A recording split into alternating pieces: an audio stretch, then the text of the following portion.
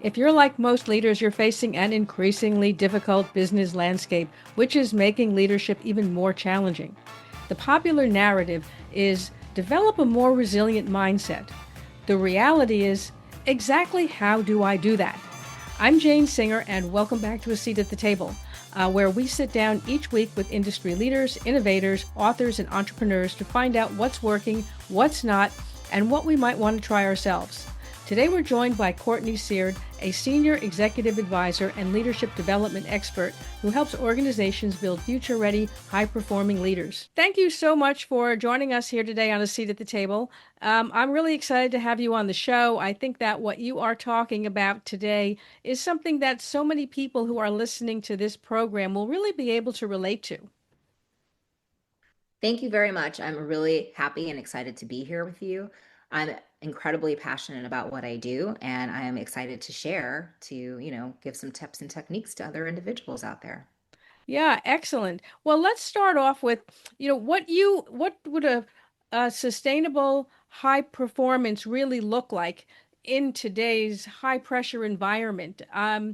There's a lot of questions about that. A lot of things sound good in theory, but are not easy to execute on. So perhaps you could share what you see around that. Absolutely. I think when a lot of people think high performance, they think it means more, more, more, less sleep, go, go, go. However, that's actually not true. Understanding the neurology of the brain and the physiology of the body, the old saying, slow and steady wins the race, is true. Sustainable high performance comes from the ability to produce results while protecting your energy. The best leaders know how to regulate their energy, protect their focus, recover strategically, and stay calm under pressure. And that has nothing to do with go, go, go. That has Mm. everything to do with understanding who you are, knowing yourself, being mindful, giving yourself grace, and realizing that once you start to institute these things in your life, you're going to recover faster. You are actually working with your brain and your nervous system to optimize, and therefore you're able to get a lot more done in a short amount of time. Yeah, I think that's a really important point because we do get caught up in that sense that you have to be constantly on the go, always moving at high speed. Otherwise, you're not being productive. And we overlook the fact that sometimes you have to slow down in order to be more efficient. Absolutely. As I like to say, do not mistake motion for movement. Yeah, A lot yeah, of well times people said. are moving around and they're so busy and they're not actually moving forward or going anywhere.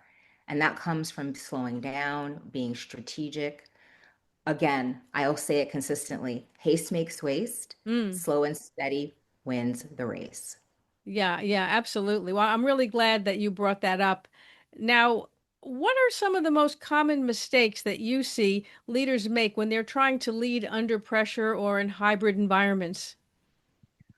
So, a lot of times they will first off mistake accessibility with leadership. So, just because your door is open or you're accessible doesn't mean you're a leader. Mm. They generally will end up micromanaging, are constantly online, overscheduling meetings. And also with their direct reports, they'll overschedule meetings, but also be the first ones to cancel those meetings. Oh. And that doesn't build trust, it actually Mm. creates exhaustion. And when a lot of leaders are under pressure, they actually try to tighten control instead of increasing clarity and communication. Communication is everything. Most, I would say, friction that we have is because of miscommunication and individuals not taking the time to understand how they communicate under stress. So I'd say one of the big mistakes is understanding that their energy system creates the culture.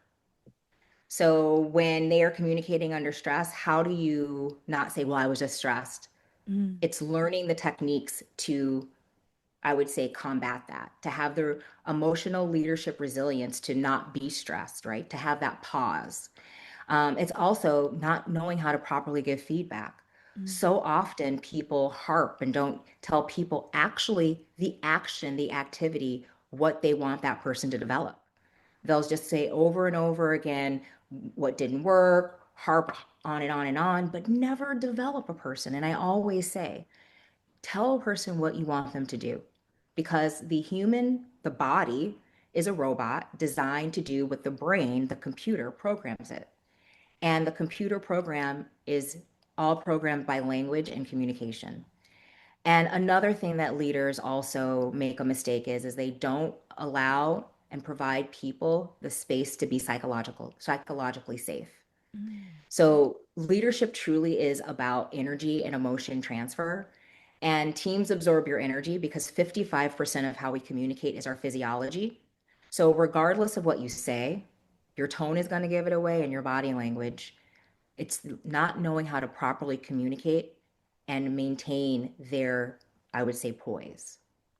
Yeah, I think that's a really important point. And if you could possibly give us some ideas, how might somebody who is under pressure and feels like, control is running away from them, what are some ideas that you would suggest to them that they could sort of do to get themselves calmed down, back on track?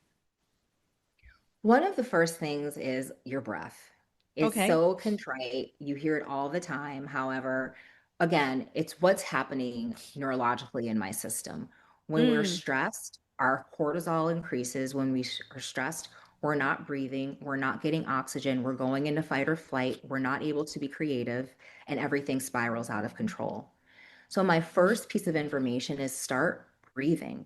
When you notice moments of stress are coming in, relax your body and begin to breathe deeply from your diaphragm. And I would say, practice allows you to be prepared in those moments. I'm not saying start breathing only when things are stressful. Institute these micro learnings in your everyday, right? Another thing is examine your sleep. When people are stressed, there is a 30% increase on their cortisol level, meaning you're going to spiral out a lot faster. You are not emotionally in the place to hold space. So, your rest. What are you eating? Are you keeping track of how the foods that you eat are actually impacting your body? And I also say, another thing leaders can do is start to study how you respond and when is your magic moments. When are your magic moments? When are you so focused? When are you so full of energy? Utilize those moments, block those off. Those are your productivity moments. Those are some of the things that leaders can do to start to create space so that they have that, I would say, um, emotional elasticity and resilience. And, I also am a big believer that leaders, in order to create more space for themselves and de stress, start mindfully listening, Mm. not listening to respond, not listening to solve, not listening to hear, but mindfully listening. Because what will begin to happen is one, their nervous system will calm down because you're breathing, you're engaging the other person. And when you are mindfully listening, what ends up happening is you begin to open up what we know is our proprioception, what we're Mm. able to perceive. And that allows us to relax. And again, we are able to create rapport and harmony with others and create rapport and harmony with ourselves, turning the temperature down rather than turning it up. I think that's really interesting. And I like the idea that you've suggested that people start to practice these things before they're in the thick of a situation, so that when you get into that situation, I don't want to say it's on autopilot, but you're not scrambling to think, okay, what do I do? What do I do? Breathe, breathe, listen, breathe. You sort of already have had a few practice sessions on a regular basis, and it's easier to sort of switch into that mode, a little bit easier than if you're just trying to remember what am I supposed to do now. Absolutely. What I like to say is that I don't like the saying you can't teach an old dog new tricks. That's not Right. true. A dog, as well as a human, we have neuroplasty and neurons that wire together, fire together. It's muscle memory. Anything that you do is a habit. We're a series of habits. You are a habit, or you are trained to quickly respond like a fast twitch machine going off the handle. Start to train yourself, build that muscle to have that again, emotional flexibility and resilience. And for me, it's something that I consistently train. I do micro moments of 5-minute journaling in the morning. Mm. I do breath work. I do walking. Another thing that's great for, I would say, a leader to do when you're stressed out, get up, go outside, and go for a walk. Yes, 100%. Walking is the movement of walking is a bilateral movement on the brain, and it Mm. actually creates processing, right? It brings and gives soothing neurotoxins. Now, if you're having a challenge with someone at work, go on a walk and a talk. Have you noticed when you walk and talk with someone, it seems that things, whatever friction was there, was gone, and there's so much more lightness? Because just in that movement in and of itself, it creates more space and it allows the brain to actually receive more of what is happening. So I like to talk a lot about, we never received manuals for how our brains or our bodies work. Yet it's literally our complete operating system, right? So a lot of how we show up, we have no idea why we're showing up. I'm a firm believer in know yourself, but also understand your structure and your system. And then you can optimize yourself for change because not everyone's the same. Not everyone is a morning person, right? I have a couple of clients that I coach who are there. I'm so high productive between 3 and 5. And I'm like, well, if your schedule allows you from 3 a.m. to 5 a.m., bust that work out. And if Right. you need to take a nap from 6 to 8, take a nap. You have that flexibility and affordability. Don't get caught in a loop of what society says. Right. If you know what's best for you, do what's best for you. In native cultures, they used to have something called the fourfold way, which was basically based on the seasons and times of day and how you best related to nature. And how you best related to nature was when you were to do your most effective work. And I think that as much as we can, we are in a structured society, as much as we can, we need to bring that and take that empowerment back.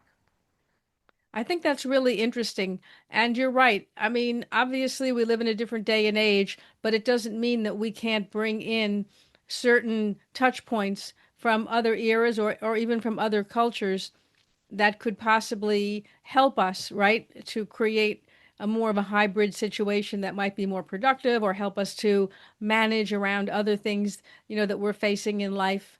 I think it's really important. Too many people were sort of turned out into the wild, so to speak, unarmed. We learn a lot of things in school, skill sets, right? But they're more things like, how to do math or how to do, computer science, right? How to build things, how to read, how to write. But we don't really learn any of the people skills or the personal development skills that we really need. And it's just terribly overlooked. It's unfortunate. It really is unfortunate because, communication is how we relate to each other, and we don't know how really to truly communicate with others, and meeting them where they're at. So I think that, what you're saying is 100% correct. Yeah, it's really valuable when companies invest in training their staff in this, and you see it a lot more in industries that are very heavily into the hospitality side of thing or customer facing, where that's a very big part of what they do. You'll see that there are a lot of training. I notice this when I'm at a hotel or when I'm on an airline or something. You can see where they've done a lot of training, where I'll be overhearing a conversation and I'll be like, wow, like this person is so smooth in how they handled it. I'm literally taking notes, like things I need to remember when I'm facing a similar situation. Like, okay, wow, that was a good way that they approached that. You know what I mean? They diffused the situation. Whereas, I might come into it guns blazing, and that necessarily achieves the goal that I may want. So yeah, it's really so valuable to learn these skills. Absolutely. And I mean, that is what I do inside of organizations is help, emerging leaders as well as senior leaders with communication, leadership development skills, but more of those soft skills because, what people don't realize is that as you advance in your career, your technical skills net out, right? Yeah. Like an accountant, a good accountant is a good accountant, a good lawyer is a good lawyer. It's actually your soft skills are four times more important to your career advancement. It's about how you make people feel. And everyone knows that person at the office who doesn't get any work done, but everyone loves them because they make Right. everyone feel great, right? Rather than the other person who's doing all the work, but they don't have any interpersonal or extrapersonal communication skills, and no one likes them or no one sees them. So, you're correct. It is all about how you make people feel. That Angela Maya um, slogan about people don't remember what you say, it's that what you make them feel. It's so true. Yeah, yeah, yeah. That really is the truth, honestly. Now, how can someone strengthen their executive presence in a practical way on a daily basis? First and foremost, I would say is one of the things that you can do to practice your or increase your executive presence is begin to work on your communication. And the first piece of working on your communication is starting to study your body language because 55% of what we do is nonverbal and how we communicate. People do not realize how they come across in Zoom meetings, how they come across in meetings, how they come across sitting in the office. And there's so often where I'm doing a one-on-one coaching engagement, and the person is like, well, I got feedback that I'm not approachable. So a piece of advice that I give is take your iPhone, take your camera, sit it up on record, and record how you are throughout the day. What do you look like? What are you giving? What's the energy that you're putting off? Mm-hmm. It's going to take a lot of time, yet you can start to begin to practice to change how you appear even when you're resting. Like resting bee face isn't appropriate. There are things that you can do to change. I'm a firm believer that just because you label yourself, it doesn't stop there. What are you doing after to switch? Another thing that I would suggest is there's a great book, cannot remember the author off the top of my head, called Crucial Conversations. It is a book around how do you have just that crucial conversations because so often people avoid communication. They are Mm-hmm. not clear in what they want. So I would say first and foremost, start off with that. How's your tone impacting other individuals? EQ. EQ is the way to go, right? What is your relationship management? What's your self management? All of these things to me are where leaders need to start because as we become more and more automated and have more and more AI and our jobs feel more honestly transactional and it's more and more gimme, gimme, gimme, gimme, do, do, do, that human touch of, again, how you make someone feel, how you engage with them is going to matter more than ever mattered before. And leaders who want to, I would say, be future ready need to really invest in their quote unquote soft skills. Yeah, very important. Really, it's just the kind of thing that when you hear it, it makes sense, and then it's so easy to not do it, right? Because you're not sure what to do or it seems so intangible. So, yeah, it is. It's good to get the insight from a person like yourself and be able to sort of have a program or at least a toolkit of things that we can use or at least start to practice that will help move us in that direction. And there's so much out there. I would say maybe even 10 years ago, 5 years ago, there was less democratization of resources.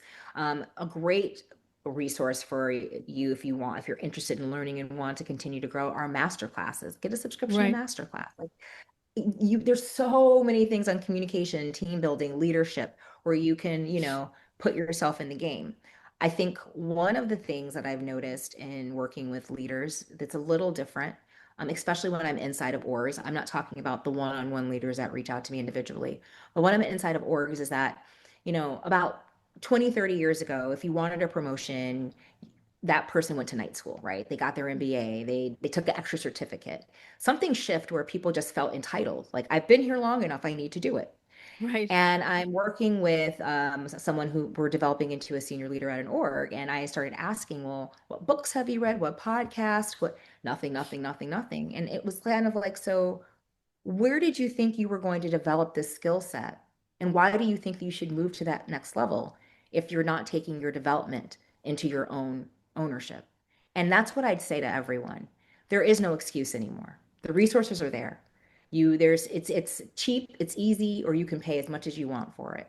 Your leadership is your own ownership. Your happiness is your own.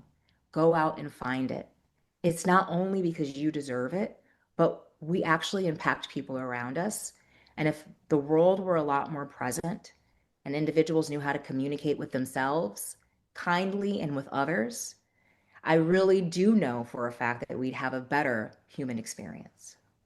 Yeah, that's really so true. And I can say, from my own experience, and having learned a little bit about this and try to practice it, it's that, yeah, when I take the time to pause and think things through and sort of calm down and go about things more methodically, yeah, absolutely, you get a better result, you're more calm, everything about it is so much better. So yeah, what you're saying really is it's very valid. It's something that we all need to do, but like I said before, we tend either to just not bother or aren't sure, right? How to go about it. And another pick, a little quick, technique is, and anytime something happens and you notice your thermometer, your thermostat internally rising, go to question instead of Mm, conclusion. Instead of, trying to find out or solve a problem, go to question. What's right about this that I'm not seeing? What's right about this that I'm not getting? How can I look right. at this in a different way? How can this benefit me? Because the question is the answer. And the question isn't to answer, it's to open greater possibility. Mm, When the mind is able to open possibility and create new neural networks, it calms the nervous system, but it also allows you to be creative, to go into problem solving rather than doom and gloom. So it's just those little things of, and anyone can learn it. Remember, I am a coach. I coach my leaders and I coach my clients into these things. It's not going to happen overnight. right. It does take time, right? I always say that these concepts are simple in theory, not easy in practice, right? Yet anything that we really want and we plan and we put into our lives, we can have. So if you really want this and you begin to institute 15 minutes a day, 15 minutes twice a week, 30 minutes of learning this new way of being in control of your mindset, imagine what returns you'll have. Yeah, absolutely. Now, what's the one mindset shift that can immediately improve how a leader shows up and performs? Boom. So I would say stop performing leadership and start embodying leadership. So a lot Oh, of leaders okay. are exhausted because they're trying to look confident instead of developing internal confidence and emotional steadiness. They don't show up vulnerable. They're the know-it-all. Like Mm, being able to be vulnerable and to create that space that I am a human being too is embodying leadership, because true leaders are not perfect. They don't know all of the answers, but they know how to ask the questions. And also the reason is that your identity drives your leadership way more than your skills. So if you are operating from proving, from trying to be perfection or fear and control, it nothing is going to improve. So you got to really think about my communication. What's my decision making like? Do I follow through? Do I show up with confidence and trust? And these human skills, again, the emotional intelligence, the adaptability, the self awareness, that's the competitive advantage. So if you want to make that shift, it's stop trying to be a leader, embody it. Get the EQ, show it up. There's a great book by Brene Brown, Brave Leadership. Be brave in your leadership. That's the one thing I think people can do in order to shift. yeah, I think that's fantastic.